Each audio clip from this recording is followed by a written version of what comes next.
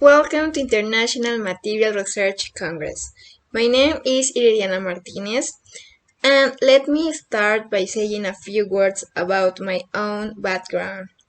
I am an MC student of Chemical Engineering at APN in Mexico, and I am looking forward to talking about synthesis and characterization of polymethyl methacrylate CO-2 vinyl pyridine with different oxides for photocatalytic application.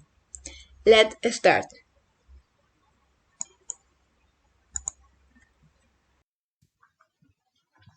First of all, I would like to give you an overview of photodegradation process.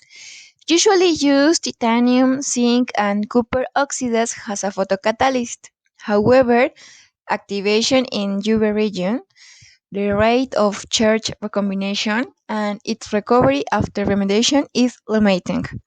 For these reasons, several research have tried to improve the properties of oxides by modifying them with conductive polymers. A novel polymer called poly-2-vinylpyridine has never used as a photosensitizer. Instead, a compositive material of the polymer was synthesized with different semiconductors. The main objective was to provide easy to manipulate semiconductor support and, more importantly, to reduce the energy gap.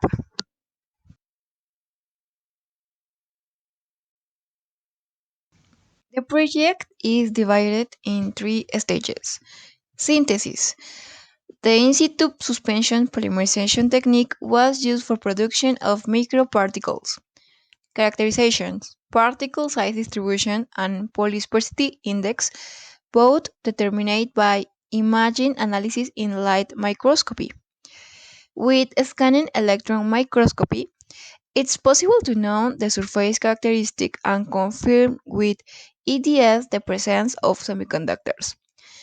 Diffuse reflectance spectroscopy provides information on the photon absorption capacity of materials. And finally, evaluation. It's a photodegradation of a model pollution compound, benzoic acid, under visible light.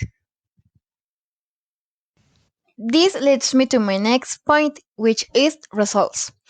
Spherical semiconductor coated particles were produced. As we can see in figure 1, the morphology is spherical, in some cases with pores, because of synthesis process.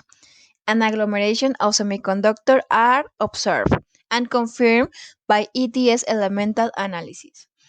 In Table 1, particle size and polydispersive index change according to the inorganic compound because of the formation of aggregates during polymerization and surface charge.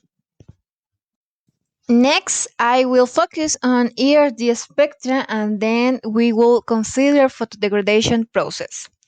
In figure 3, we compare spectra of pure semiconductor, polymer, and the compound. In all cases, we can see the compound's band gap is in UV region, showing that the polymer has a strong influence. About photocatalytic test of benzoic acid, the profiles are in the following figure. The presence of different organic materials grow as a function of time. That increase the initial concentration is attributed to probable existence of monomer and oligomers. It is not easy to see photocatalytic activity.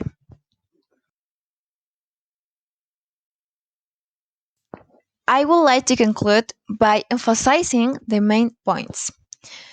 The micrograph revealed that the materials contain internal and external pores and aggregates of metallic oxides on surface.